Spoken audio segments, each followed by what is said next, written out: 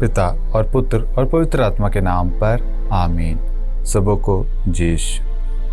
प्रभु यीशु ख्रिस्त में मेरे प्यारे भाइयों और बहनों, आप सभी का हार्दिक स्वागत है आज की इस प्रार्थना में। मैं पिता परमेश्वर से आप सभी के लिए यही प्रार्थना करता हूँ, आप सभी प्रभु में बने रहें, आप निरंतर प्रार्थना में लगे रहें, आप एक दूसरे के लिए प्रार्थना करें और प्रभु आपके द्वारा दूसरों का भला करे। दूसरों के लिए हम एक एग्जाम्पल बने, एक उदाहरण बने, एक जरिया बने, ताकि वह हमारे द्वारा उद्धार पा सके, वह हमारे जीवन को देखकर उन्नति करे, वह हमारे जीवन को देखकर आगे बढ़े, उनका विश्वास में बढ़ोतरी हो, उनका विश्वास कम ना हो, उनका विश्वास बढ़ता जाए। आइए आज हम प्रभु के वचन पर मनन चिंतन करें कि प्रभु का वचन आज हमसे क्या कहता है। आज का जो वचन हमने लिया है वो निर्गमन ग्रंथ अध्याय 23 वाक्यांश 25 और 26 है। इसमें प्रभु हमसे कुछ वादा करता है। पहले हम वचन पढ़ेंगे। निर्गमन ग्रंथ अध्याय 23 वाक्यांश 25 और 26।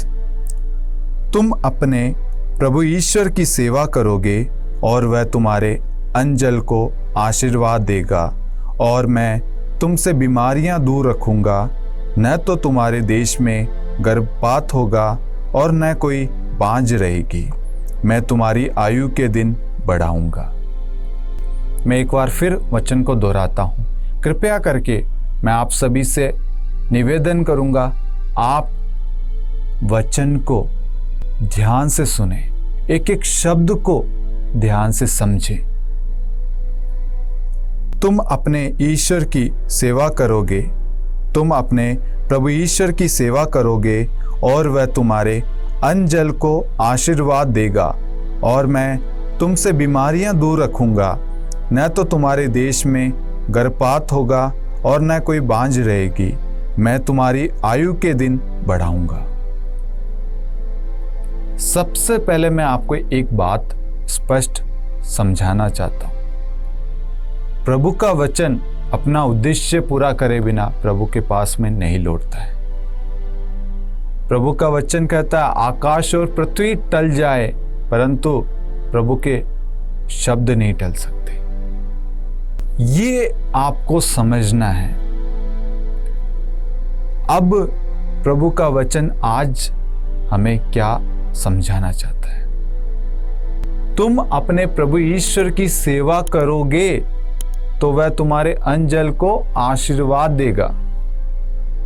आज अधिकांश व्यक्ति ईश्वर की सेवा में और सेवा करने से हिचकिचाते हैं। प्रभु की सेवा करने से क्या होगा? आज बहुत सारे परिवार है जो अपने बच्चों को चर्च जाने से या संगति करने से या आध्यात्मिक कार्यक्रमों में भाग लेने से रोकते हैं। वो सोचते हैं ये समय अगर वो पढ़ाई में देगा तो कल उन्नति करेगा, ये समय वो पढ़ेगा तो कल अच्छी नौकरी करेगा, अच्छे नंबर लाएगा। मेरे प्यारे भाई और बहनों, आप एक बात बताएं, आपका बच्चा पढ़ लिखेगा, अच्छे नंबर लिए आएगा, लेकिन एक चीज ध्यान रखना, जब उसके जीवन में दुख तकलीफ आएगी, जब वह चिंताओं से घिरा रहेगा ना, उसको मालूम नहीं रहेगा कि उसे क्या करना है। जब वह ऊंचाइयां हासिल करेगा और एकदम से सब कुछ चला जाता है, वह डिप्रेशन में आ जाएगा और उसको नहीं मालूम कि मुझे क्या करना है, क्योंकि आपने प्रभु का बीज तो उसके अंदर बोया ही नहीं है। आपने बाइबल के बारे में उसे बताया ही नहीं है, नबियों के बारे में, प्रेरितों के बारे में हमने बताया ही नहीं है, हम चर्च में भेजते ही नहीं है। जब उसके जीवन में वो परेशानी आएगी, वह बिखर जाएगा, टूट जाएगा और सोचेगा अपने आप को नष्ट कर दूं, वह आत्महत्या कर लेगा। आज यही हो रहा है। आज बच्चे अपने एग्जाम में फेल हो जाते हैं, इंटरव्यू में फेल हो जाते हैं और अपना जीवन नष्ट कर देते हैं, क्योंकि प्रभु का बीज उनके अंदर बोया ही नहीं गया है। उनके विश्वास को, उनके भरोसे को हम बढ़ा ही नहीं रहे। जब बच्चा चर्च जाना चाहता है, आध्यात्मिक कार्यक्रमों में भाग लेना चाहता है, संगति करना चाहता है, आप उनके जीवन में बाधा बन रहे हैं, आप उनको रोक रहे हैं, आप उनको ईश्वर की आशीष से, ईश्वर की योजना से भटका रहे हैं, उनको तोड़ रहे हैं। सर्वप्रथम सबसे बड़ा कारण, सबसे बड़ी बाधा आप है। आप ये भूल चुके हैं ये जीवन ईश्वर का है और ईश्वर कभी भी आपका बुरा नहीं चाहेगा। इसलिए आज हमने ये वचन लिया है, निर्गमन ग्रंथ अध्याय 23 वाक्यांश 25 और 26। आप पढ़ना, इसको एक एक शब्दों पर आप जोर देना, एक एक शब्दों का महत्व समझना। मैं कुछ युवाओं को जानता हूं, जैसे वो संगति में आते हैं उनके घर से फोन आने लगते हैं, कहाँ है, क्या कर रहा है। चर्च उसको जाने नहीं देते हैं, यहाँ जाना है, वहाँ जाना है, अन्य कामों में उसे व्यस्त कर देते हैं। ये सब कुछ आपको अभी तो अच्छा लगेगा, लेकिन आने वाले समय में वह टूट जाएगा, वह गिर जाएगा, वह प्रभु की आशीषों से दूर हो जाएगा। उसे जीवन के कठिन परिस्थिति में उसका सामना करने का हौसला, विश्वास ही नहीं आएगा। उसे समझ में नहीं आएगा कि मैं क्या करूं, क्योंकि मुझ में तो विश्वास ही नहीं है, मुझे मालूम ही नहीं है नबियों के बारे में, प्रेरितों के बारे में, उन्होंने ऐसी परिस्थिति में क्या किया। मैं आपको बताना चाहता हूं, जो प्रभु की शरण गया है आज तक, जो प्रभु की छत्र छाया में, उसका कभी भी बुरा नहीं हुआ है। प्रभु ने उसके द्वारा महान कार्य किया है। आज ईश्वर चाहता है आप अपने बच्चों को, अपने आप को, अपने परिवार को ईश्वर को सौंप दीजिए। बच्चों को ईश्वर की शरण जाने दीजिए, उन्हें मत रोकिए। बच्चे आईएएस बन जाएंगे, आईपीएस बन जाएंगे, सब कुछ बन जाएंगे, लेकिन ईश्वर का बीज उनमें नहीं है, कुछ भी नहीं है। सब कुछ आएगा जाएगा, लेकिन अगर ईश्वर उनके जीवन में रहेगा तो आने जाने से जो भी चीजें हैं उन्हें कोई भी फर्क नहीं पड़ेगा, क्योंकि उनके अंदर प्रभु का बीज बोया गया है। वह जान चुके हैं, अय्यूब की तरह उसके जीवन से सब कुछ चला गया, धन दौलत, परिवार, जमीन जायदाद, सब कुछ चली गई, लेकिन उसकी ताकत ईश्वर थी। वह जानता था, लेकिन आज हमारा परिवार, हमारे बच्चे नहीं जानते। आप अपने बच्चों को बैठाइए, पारिवारिक प्रार्थना शुरू कीजिए परिवार में। आप अपने बच्चों की स्टडी में आधा घंटा कम कर दीजिए और प्रभु के प्रार्थना में समय बढ़ाइए। मैं गारंटी के साथ आपको कह सकता हूं, आपका बच्चा आशीष पाएगा, उद्धार पाएगा और वह अपने जीवन में महान कार्य करेगा। वह आईएएस, आईपीएस अधिकारी, नेता, वकील, डॉक्टर, इंजीनियर, सब कुछ बनेगा।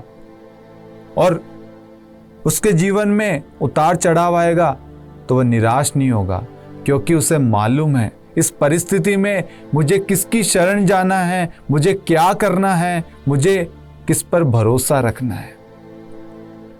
आज आप अपने परिवार में, अपने बच्चों के जीवन में बाधा बन रहे हैं।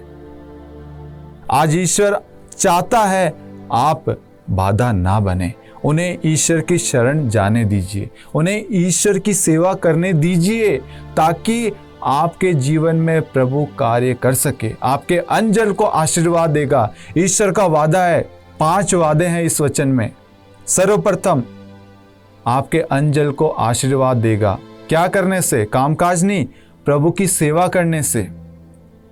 मैं आपको बताना चाहता हूं, जब मैं पढ़ाई कर रहा था तो मुझे फोटोग्राफी वीडियोग्राफी का शौक था, लेकिन मुझे मालूम नहीं था कि कैसे करे, लोगों के सामने कैसे खड़ो, क्योंकि डर था।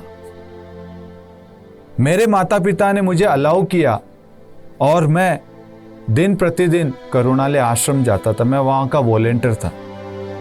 वहाँ मुझे फादर ने अलाउ किया, वीडियो बनाओ, फोटो क्लिक करो। मैं प्रभु की सेवा में खो गया था। और मैं कहना चाहता हूँ, मैंने प्रभु की शरण जाकर प्रैक्टिस करी है। मैंने प्रभु की शरण जाकर सब कुछ सीखा है। थ्योरी के साथ में प्रैक्टिकल करना भी जरूरत है। वचन को सिर्फ पढ़ना नहीं है, वचन पर चलना जरूरी है, उसे अपने जीवन में ग्रहण करना जरूरी है। मैं क्लास के अंदर थ्योरी समझता और प्रैक्टिकल में प्रभु के साथ में करता, क्योंकि मुझे उसमें आनंद मिलता था। और मैंने वहीं से शुरुआत करी और आज आपके सामने खड़ा हूं।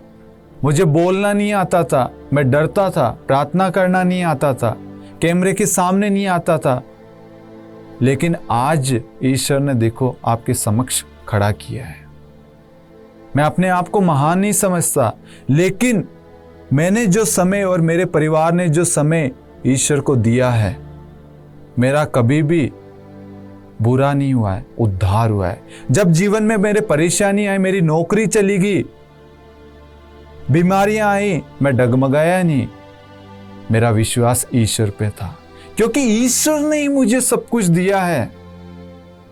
आज जो कुछ भी हूं, जैसा भी हूं, जिस भी स्तर पर हूं, सब कुछ ईश्वर की वजह से हूं।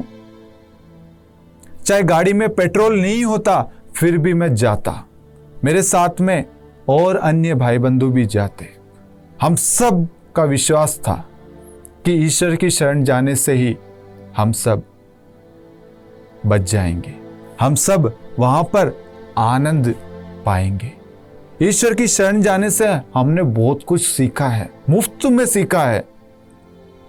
वचन का महत्व है, आध्यात्मिक कार्यक्रमों में भाग लेना, साधनाओं में भाग लेना, उसके महत्व को, वचन को अपने जीवन में स्वीकार करना, वचन को पढ़ना, वचन को अमल करना, विश्वास करना, दूसरों के लिए मध्यस्थ प्रार्थना करना, वहाँ पे सेवा करना। जो लोग बाहर से आते हैं उनको उनके कमरे में ले जाना या किसी भी तरीके से खाने में मदद करना, वॉलंटियर के रूप में, किसी भी तरीके से, मध्यस्थ प्रार्थना में, किसी भी तरीके से भी हो सकता है। हमने जो सेवा जो की, उसकी वजह से आज हम यहाँ पर हैं। हम काम करते हैं, जॉब भी करते हैं साथ के साथ, और प्रभु की सेवा करते हैं, लेकिन जॉब से पहले हम ईश्वर को रखते हैं। अगर ईश्वर का कार्य पहले है, हम जॉब को साइड में कर देते हैं। हमारे अंदर ये नहीं आएगा अरे जॉब चल जाएगी, नहीं, देने वाला ईश्वर है। ये एक जॉब जाएगी, दूसरी आएगी, दूसरी जाएगी, तीसरी जाएगी, लेकिन हम ईश्वर की शरण में सुरक्षित है। जब हम ईश्वर की सेवा करेंगे, ईश्वर के राज्य को बढ़ाएंगे और ईश्वर हमारे परिवार को संभालेगा, हमारे परिवार में अंजल को आशीर्वाद देगा, हमारे परिवार से हर एक बीमारियां दूर रखेगा, गर्भपात नहीं होगा, बांझ नहीं रहेगी, आपकी आयु बढ़ जाएगी। कौन ऐसा है जो कह सकता है, जो कहता है? किसी का वादा है? आप वादा कर सकते हो मैं आपके पास नौकरी करूंगा, आप मेरे को सब कुछ दोगे? कोई नहीं है ऐसा, सिर्फ यीशु है। यीशु का वचन कहता है, तुम मेरी सेवा करोगे तो मैं तुम्हारे अंजल को आशीर्वाद दूंगा, तुम्हारे घरों से, तुम्हारे जीवन से बीमारियां दूर रखूंगा, तुम्हारे देश में गर्भपात नहीं होगा, ना कोई बांझ रहेगी, और मैं तुम्हारे आयु को बढ़ा दूंगा। सिर्फ प्रभु की सेवा करने से, आज जो प्रभु को आप समय देंगे, कल ईश्वर आपको आशीष देगा, आपके बच्चों को वरदान देगा। जो भी पति पत्नी हैं जिनको बच्चों का वरदान नहीं है, आप प्रभु की सेवा में लग जाएं, प्रभु की शरण में जाएं, प्रभु को अधिकार दीजिए। आप देखेंगे प्रभु का वादा है, आपको बच्चे का वरदान देगा। जितने लोग बीमार हैं, मैं आपको कहूँगा आप प्रभु की शरण में जाएं, प्रभु को अपने जीवन में अधिकार दें, भलाई करें। जो हो सकता है आप चल नहीं सकते हो, बेड पे हो, आप दूसरों के लिए प्रार्थना करें। आपकी प्रार्थना द्वारा उनका उद्धार होगा और प्रभु आपको चंगाई देगा। प्रभु का वादा है ये। मैं सभी माता पिताओं से गुजारिश करता हूँ, आप अपने बच्चों को चर्च जाने से ना रोके, आध्यात्मिक कार्यक्रमों में जाने से ना रोके। उन्हें साल में कम से कम 1 या 2 बार उनको रिट्रीट में भेजें, ताकि वह सीख सके, समझ सके, जान सके अपने जीवन के बारे में, इस दुनिया के बारे में, संसार के बारे में जान सके कि संसार में चुनौतियां आएगी। उन्हें उस वक्त मालूम नहीं चलेगा कि कैसे लड़ना है, कैसे सामना करना है, क्या करना है। लेकिन अगर आप प्रभु की शरण में भेजेंगे तो प्रभु उन्हें समझाएगा, उन्हें राह दिखाएगा, उन्हें गाइड करेगा। आप अपनी धारणाओं को बदलिए मेरे प्यारे भाइयों और बहनों। परिवार में प्रार्थना शुरू कीजिए और बच्चों को कहिए संडे को चर्च है तो जाना है, चाहे ट्यूशन रोक दीजिए, कुछ भी हो जाए चर्च जाना है, बारिश आ जाए, कुछ भी हो जाए जाना है। हर काम को करने से पहले ईश्वर की इच्छा और ईश्वर की आशीष प्राप्त करें। ईश्वर की शरण जाकर ईश्वर को समर्पित करें। जो ईश्वर की शरण गया वह कभी निराश नहीं आया है। और आपने देखा होगा कि नबियों के बारे में जिनको कुछ नहीं आता था, सुलेमान, दाऊद, मूसा, किसी के बारे में भी आप उठाओ और पढ़ो। बाइबल को पढ़ना जरूरी है। बाइबल से हमें ज्ञान मिलता है, हमें आत्मविश्वास मिलता है, हमें बल मिलता है, हमें सामर्थ्य मिलता है, शक्ति मिलती है, विवेक मिलता है, बुद्धि मिलती है, प्रज्ञा मिलती है। सब कुछ इस बाइबल से मिलता है, क्योंकि ये प्रभु का जीवंत वचन है जो हमारे लिए अच्छाई का कार्य करती है, जो हमारे आशामय भविष्य के लिए कार्य करती है, जो हमें राह दिखाती है। मैं आशा और भरोसा करता हूं प्रभु के वचन ने आज आपको बदला है, विशेष करके माता पिताओं को, कि आज से पहले आप अपने बच्चों को रोकते थे, लेकिन आज प्रभु के वचन ने आपको स्पर्श किया है। ये मेरा पूरा भरोसा है। आप बच्चों को नबियों के बारे में, प्रेरितों के बारे में बताएं, दृष्टांतों के रूप में, कहानियों के रूप में उन्हें बताएं। वह जीवन में कुछ ही नहीं थे, बोलना नहीं आता था, डरते थे, लेकिन प्रभु ने उन्हें कहां से कहां पहुंचा दिया, क्योंकि उन्होंने अपने जीवन में प्रभु को अधिकार दिया। उन्होंने स्वीकार कर लिया, प्रभु मैं कुछ भी नहीं हूं, मुझे कुछ नहीं आता, लेकिन प्रभु ने कहा करने वाला मैं हूं। मैं तुम्हारे मुख में शब्द रखूंगा, तुम्हें महान राजा बनाऊंगा, तुम्हारे द्वारा लोगों को मुक्त करूंगा। प्रभु का वादा है, वो वादा प्रभु पूरा करता है।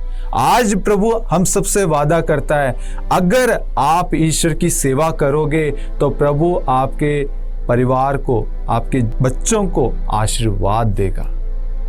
वह उन्नति करेगा, तरक्की करेगा। वह जीवन में कभी भी हताश, निराश नहीं होगा। और अगर निराश होता है, चिंताओं से घिरा रहेगा, तो प्रभु उसको राह दिखाएगा, उस चिंताओं से आजाद रहेगा। प्रभु का वचन कहता है, तुम चिंताओं से घिरे तो रहते हो, लेकिन सांत्वना प्रभु से प्राप्त होती है। वह दुखियों से दूर नहीं है, वह उनको दिलासा देता है। चाहे माँ अपने बच्चे को भूल जाए, लेकिन प्रभु कभी नहीं भूलेगा। चाहे संसार तुम्हें त्याग दे, मैं कभी नहीं त्यागूंगा।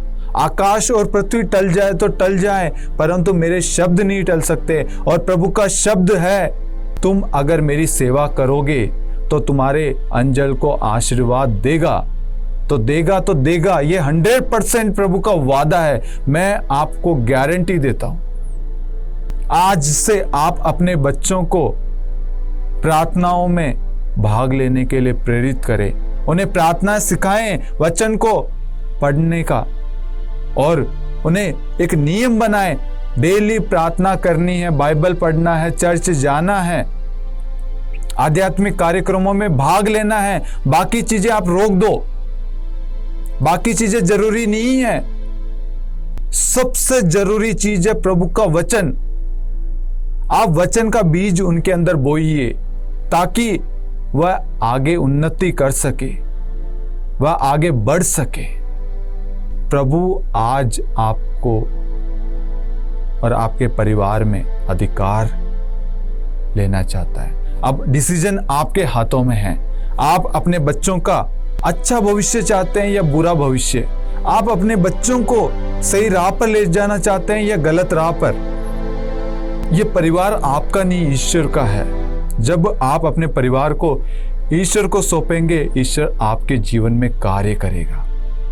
आपके परिवार से प्रभु के लिए छोटा भी कार्य किया गया हो, किसी गरीब को पानी भी पिलाया गया हो ना, प्रभु आपको आशीष देगा। बुराई का बदला बुराई से नहीं, भलाई से किया जाता है, और प्रभु यही चाहता है। आज से पहले आपने अपने बच्चों को रोका हो, ईश्वर से माफी मांगे, क्षमा मांगे, और ईश्वर अवश्य आपको क्षमा करेगा। ईश्वर बहुत सारे लोगों को आज राह दिखा रहा है, और अपने बच्चों को ईश्वर को सौंप दीजिए। ये बच्चा, बेटी, बेटा, ये परिवार मेरा नहीं प्रभु, ये परिवार आपका। आज से मैं नहीं प्रभु, इस परिवार का कर्ता धर्ता, संचालन दाता, सब कुछ ईश्वर, सब कुछ आप है प्रभु। आपकी जो इच्छा है वो इस परिवार में पूरी हो। तब आप देखेंगे कि आपके परिवार में प्रभु की बरकत होगी, आशीष आएगी। आपके बच्चे एग्जाम में अच्छे रिजल्ट लाएंगे, अच्छी नौकरियां करेंगे। अगर वो फेल हो जाते हैं, नौकरी नहीं मिलती है, निराश नहीं होंगे। उनका हौसला, उनका विश्वास, भरोसा सब कुछ ईश्वर पर है। वह उन्नति पर उन्नति करेंगे, वह कोशिश पर कोशिश करेंगे, और कभी भी निराश नहीं होंगे, कभी भटकेंगे नहीं, क्योंकि ईश्वर उनके साथ है। मैं आशा करता हूं आज ईश्वर ने आपको स्पर्श किया है, आपको बदला है, और आज से आप अपने बच्चों को पूर्ण रूप से ईश्वर को समर्पित कर रहे हैं, और ईश्वर के शरण और ईश्वर की सेवा में बच्चों को भेजेंगे, उनको नहीं रोकेंगे। संगति करने से, प्रार्थना करने से, आध्यात्मिक कार्यक्रमों में भाग लेने से नहीं रोकेंगे। वह जीवन में सीखेंगे, वह प्रेम का साथ देना, दूसरों की मदद करना, ये सब कुछ ईश्वर की शरण जाके सीखेगा। ईश्वर की सेवा करने से सीखेगा, दूसरों की मदद करना सीखेगा, दूसरे की परेशानियों से सीखेगा। इसका हल ईश्वर की शरण जाने से ही होगा। प्रभु आपको और आपके परिवार को आशीष प्रदान करे। पिता और पुत्र और पवित्र आत्मा के नाम पर आमीन। सबों को जय यीशु।